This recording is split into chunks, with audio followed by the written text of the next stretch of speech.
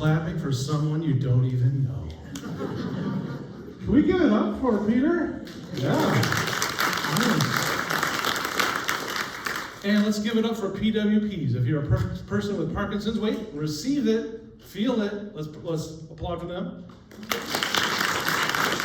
And lastly, care partners. You're about to receive some thunderous applause. Care partners, yeah.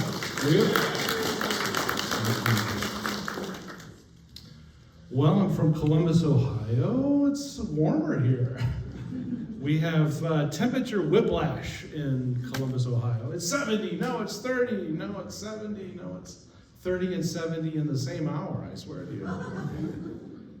You know, coming to Sonoma County, I've noticed a couple of things. You know how in England, they drive on the left side of the road? In Sonoma County, it seems like you're driving on what's left of the road.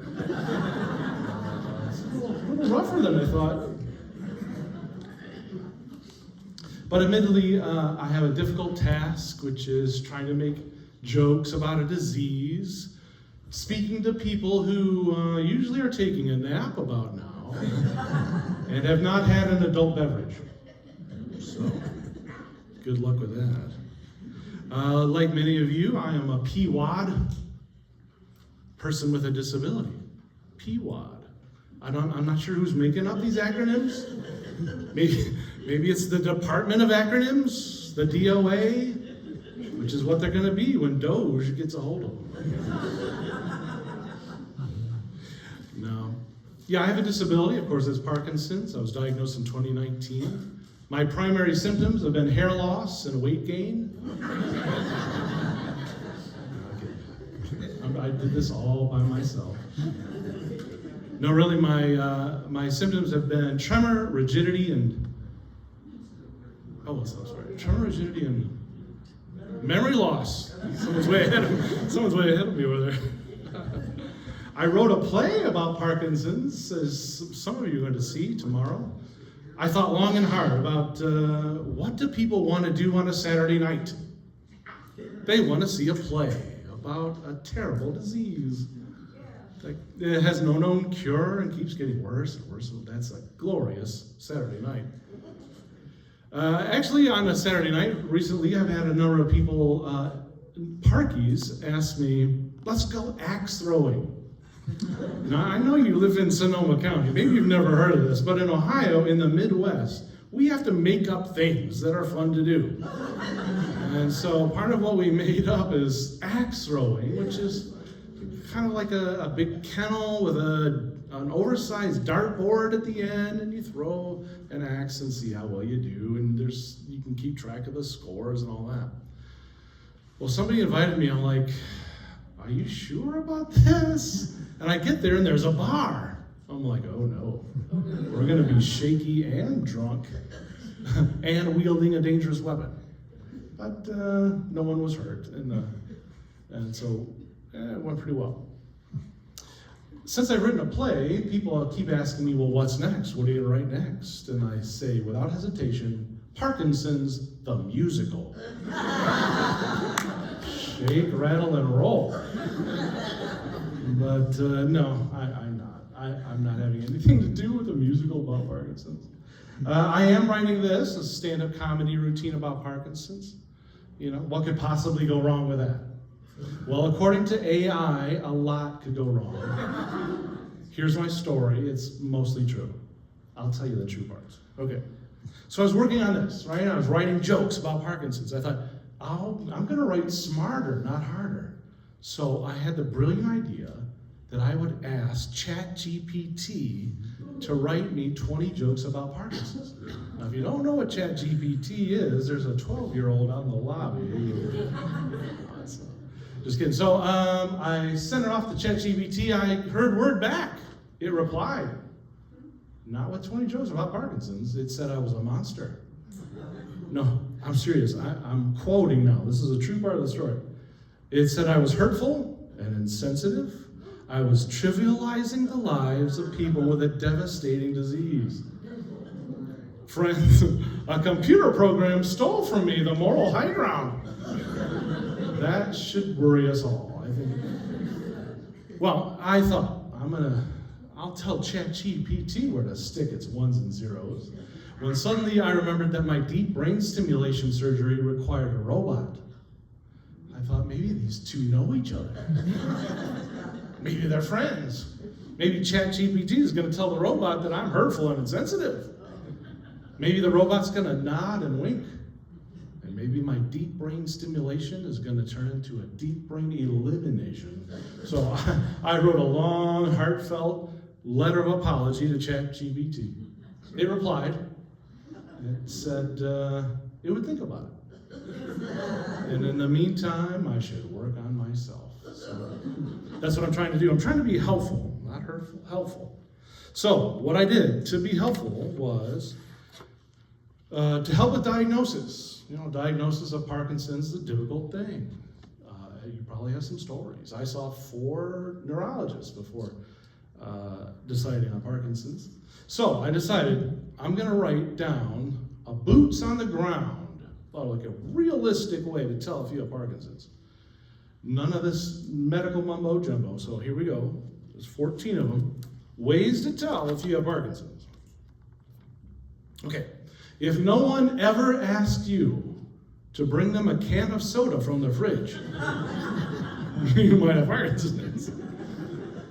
If you stop feeding the grandkids because your food airplane has too much turbulence, you might have Parkinson's. This is the harsh one. I'll give you a little warning. It's the harsh one. If it takes more time for you to button your shirt than it did to wash, dry, and fold it, you might have Parkinson's. If it takes 3 or more butt bounces to get up off of the couch, someone help me. Got to stand up. If you're the one making the bride and groom kiss all the time at the wedding reception, ding, ding, ding, ding, ding, ding, you might have Parkinson's. If you've ever lost a battle with a twisty tie and a loaf of bread, you might have Parkinson's. If your pillbox doesn't fit into your carry-on because it's as big as your carry-on, you might have Parkinson's. How many pills are you taking today? All right. If you take more naps than your cat, you might have Parkinson's. If trying on clothes in a dressing room turns into an Olympic sport, you might have Parkinson's. If you kicked the bad guy in the shins only to wake up from your dream and realize you kicked your partner in the shins, you might have Parkinson's. If you've ever thought brain surgery sounds like a good idea, you can see I've had it, right? If your pharmacist is invited to your annual family picnic, you might have Parkinson's. If you get more done before 7 a.m. than most people do all day because you've been up since 2:30, you might have Parkinson's. I'm going to repeat that because that's a good one. If you get more done before 7 a.m. than most people do all day because you've been up since 2:30, you might have Parkinson's. This one is for Jeff Foxworthy. If you've ever cut the grass and found a car that you're not allowed to drive, you might be a redneck who has Parkinson's. There you go. I also am trying to help people with tremor. Tremor has been my dominant symptom until I had DBS, which changed the tremor a little bit. So anyways, things you can do with a tremor, right? Maybe even make some money. So here we go. You can wave cars through. Come on. You can greet the Queen. You can dry Polaroid pictures. Oh, look how skinny I was. You can beat some eggs. You can deal some cards. You can be in a Taylor Swift Shake It Off video. You can hit the fire button on a video game real fast. You can burp the baby. Gross. You can reel in the big fish. Mm-hmm. You can paint like Jackson Pollock. You guys know who that is? You can throw candy at the Thanksgiving Day parade. And finally, you can wave at Santa as he comes by. So. There you go. Things you can do with your tremor. Okay, so included in today's talk are a couple of brain games. We all have to keep our brains active. You need to do the Sudoku, I don't even know how to say it, Sudoku, puzzles and all that. Make sure you do that. Keep your brain active. So I'm going to read a little story to you that I've written. And the brain thing to do at the moment is to pick out the puns. All right, got a bunch of puns in this story. So it's called the colonoscopoo.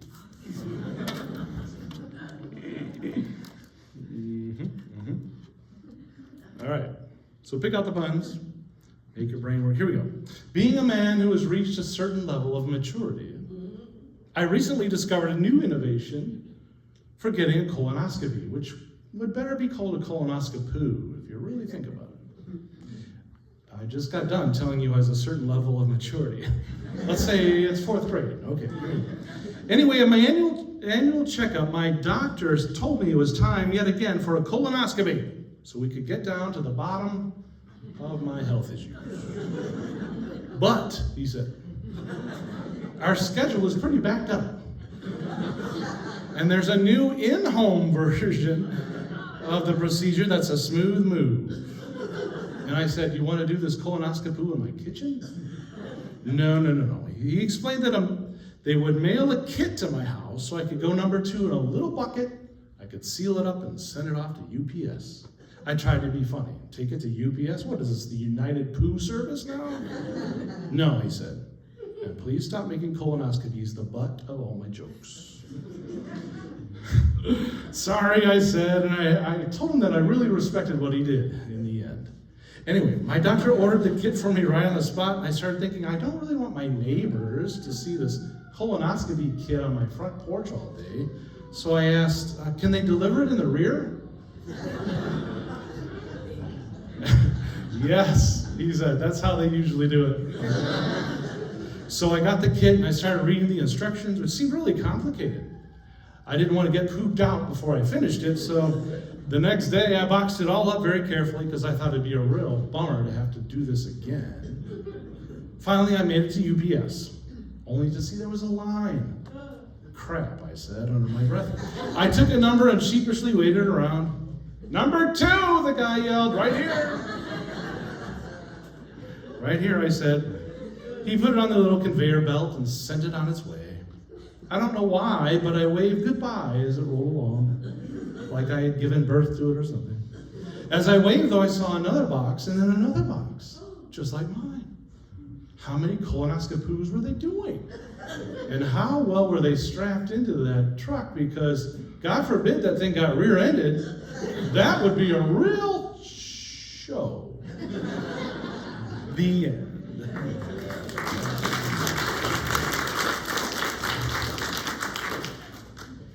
Well, how did I become a PWAD in the first place, person with a disability?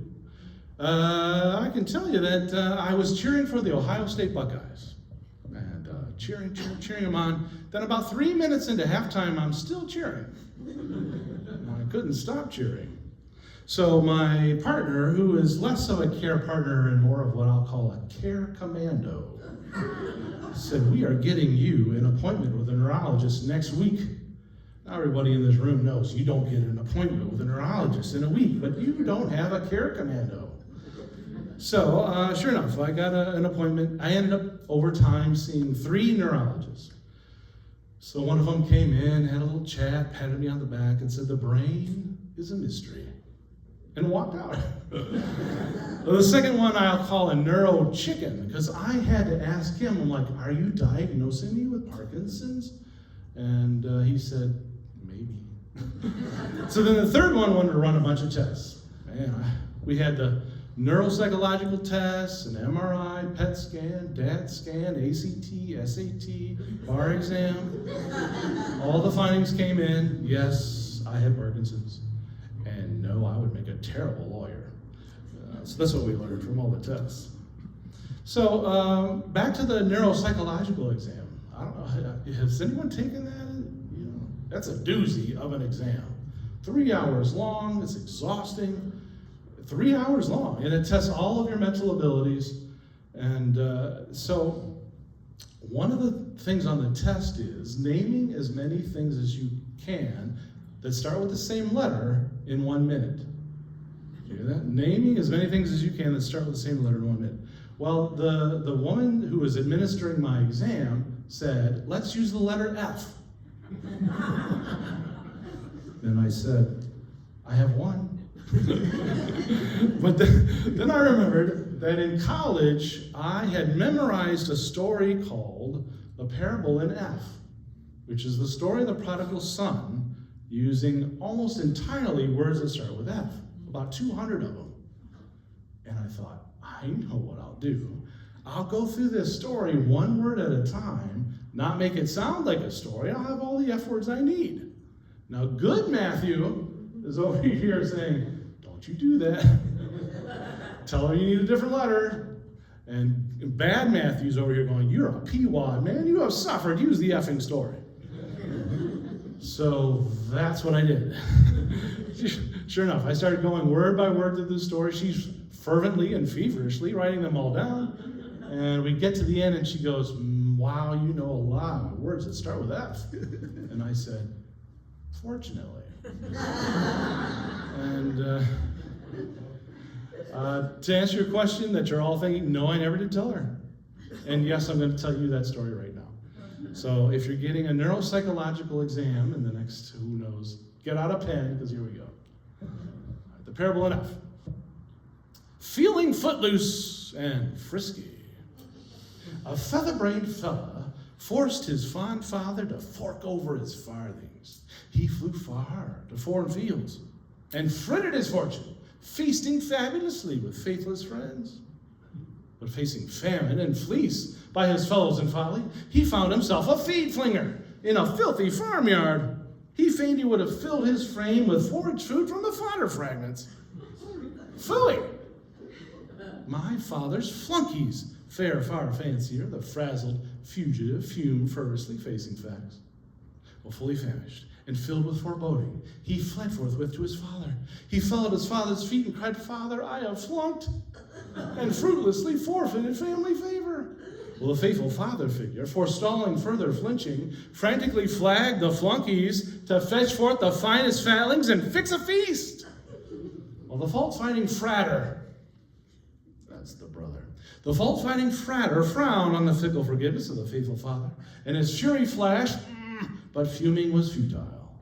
For the faithful father figure said forcefully, what forbids firm festivities? The fugitive is found. Unfurl the flags with flare, let fun and frolic freely flow. Former failures are forgotten, and forgiveness forms the foundation for future fortune. I'm finally finished.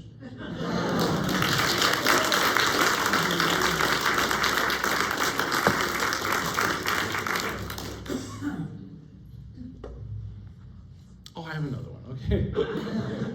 So this is the brain test, right? We had to pick out the puns, but this one's a little bit different. How many have heard of what word am I trying to think of? How many have heard of all right, it'll hit me. So what it is taking the first letter of a couple of words and changing them around. So if I told you a fairy tale about a beautiful burl, it'd be about a beautiful girl, right? If I told you a story about a pransome hince, it'd be about a handsome prince, right? So we're just mixing up the letters there. And for the life of me, I'm trying to think right now what these things are called, and I can't. A what? Spoonerism. Spoonerism. That's exactly right. Raise your hand if you know what a spoonerism is. Okay. All right. What you do now is when you switch the beginnings of the letters. So here we go, my spoonerism for today. Once upon a time in a corn country, there lived a beautiful girl, and her name was Rindercella. Rindercella lived with her muggle other and her two sad blisters.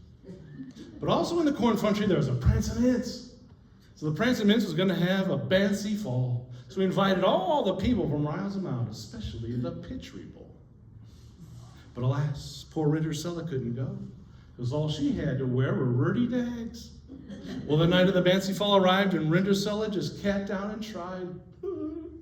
While she was canning their shrine, Solova, there appeared her Gary Mudfather. Her Gary Mudfather looked down at her and said, Rindersella, why are you catting their shrine? This is the bay of the Big Bancy Fall.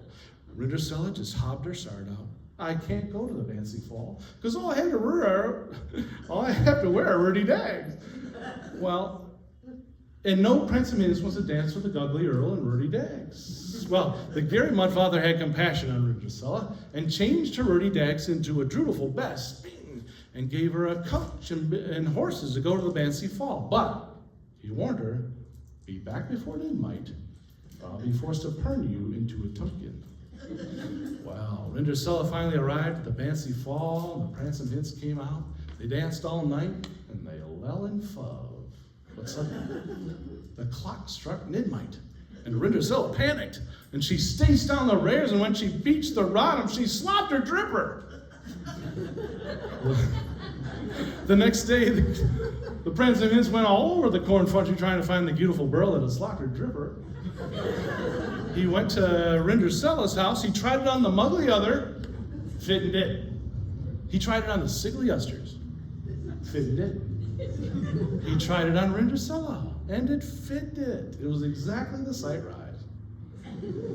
So Rindersella and the prancing hints got married and lived happily ever after. But the story of the Maury is, if you want to meet a prancing hints and loll and fove, don't forget to slop your dripper.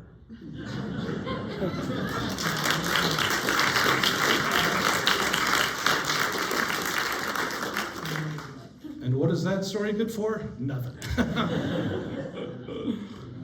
Well, when I tell people I have Parkinson's, the main response I get is, oh yeah, my father had that, or oh yeah, my dad has that before he died. And you know, I'm like, I appreciate you trying to reach out to me, but now I feel sick and old, so appreciate that.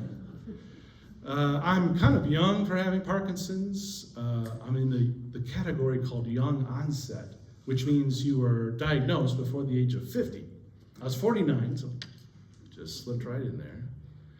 But, you know, sometimes I think about if you're 85 and you're diagnosed with Parkinson's, I mean no disrespect at all, but you're kind of knocking on heaven's door already, maybe. And, you know, Parkinson's will help you knock faster, but what about me? Like, I'm 55, what am I going to do for the next 30 years?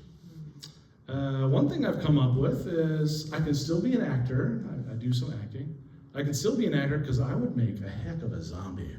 You know what I'm saying? Like, got the irregular gait, got the arms that are stiff, got the drooling, got the slurred speech, got the facial masking. Ooh.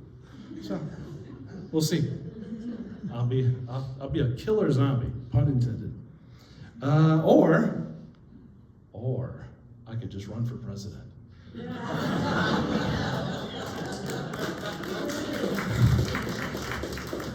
I tell you what the American public does not want to see, and that's the presidential motorcade with handicapped parking placards.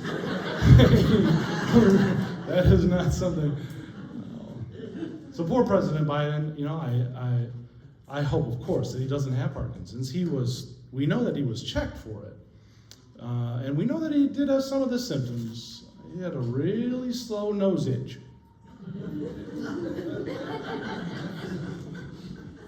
That he would fall asleep through halfway.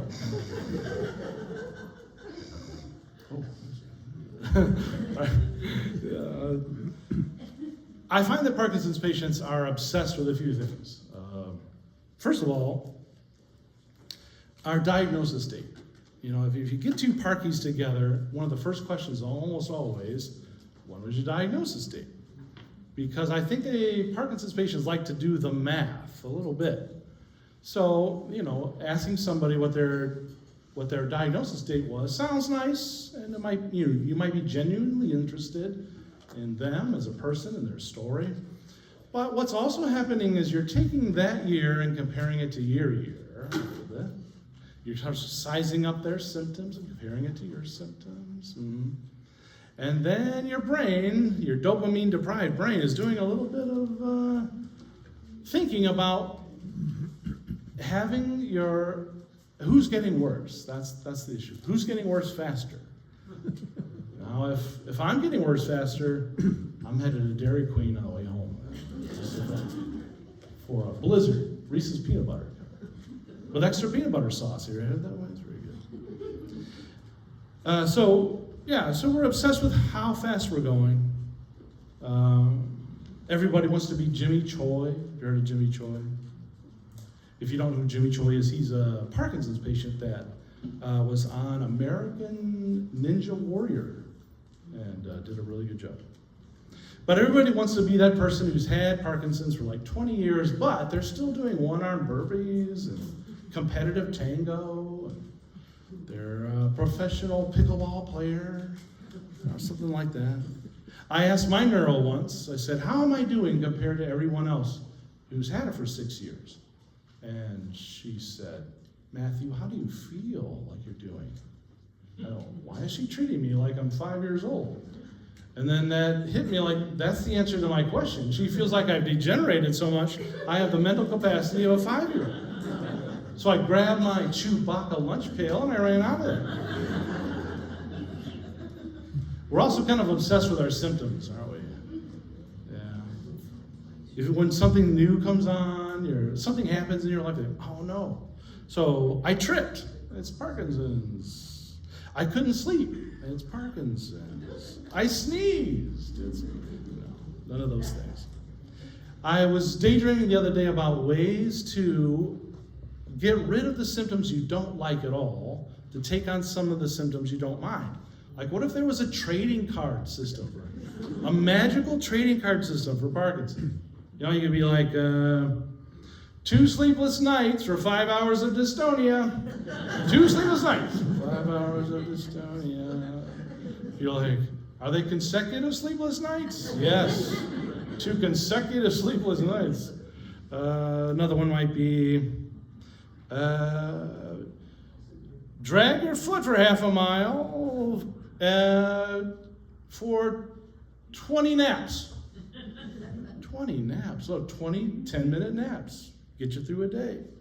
Another one would be like 5 hallucinations for 40 hours of tremor. 5 hallucinations for 40. That's a lot of tremoring. Well, hallucinations aren't so good. They can be really bad, or they can be really good. By that I mean, like seeing Taylor Swift naked or something. Now, good Matthew's like, don't even think about it. Bad Matthew'd be like, I'll take one.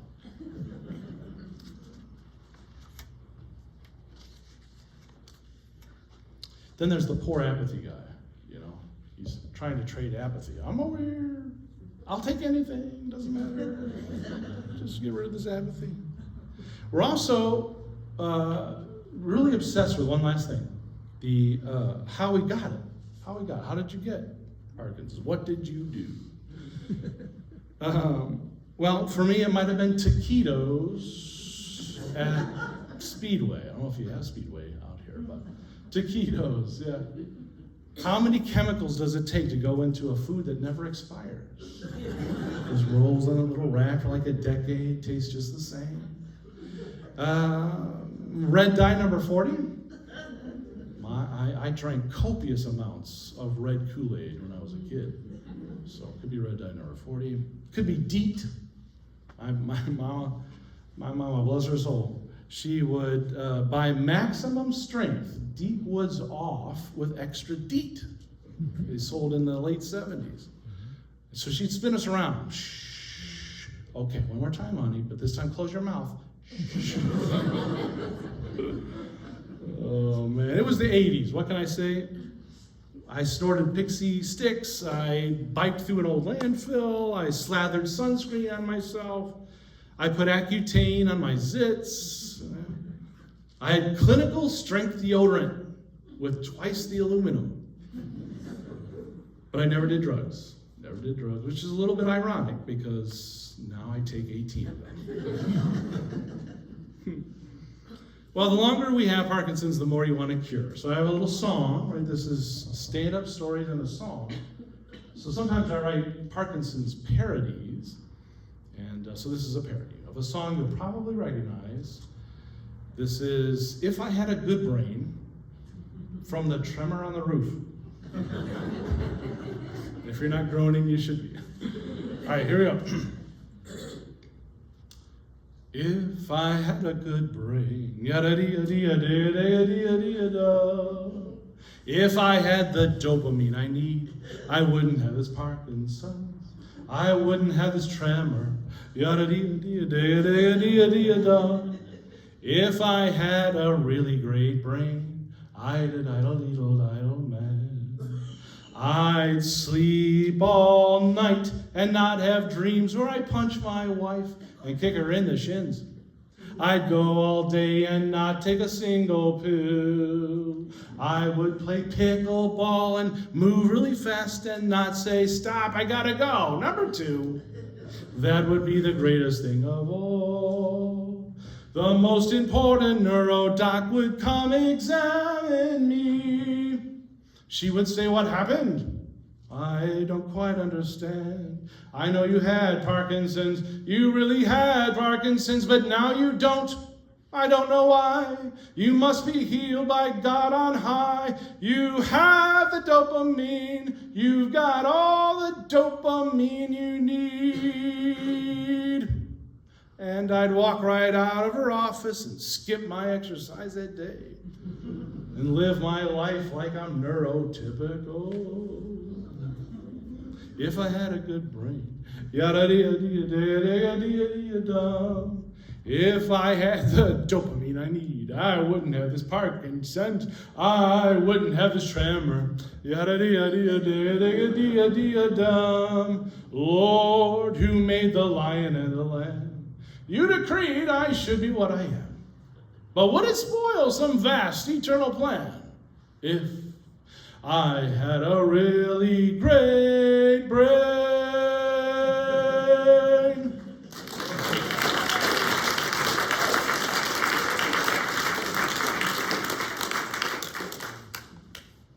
Silly. All right, one last thing for you. This is quick.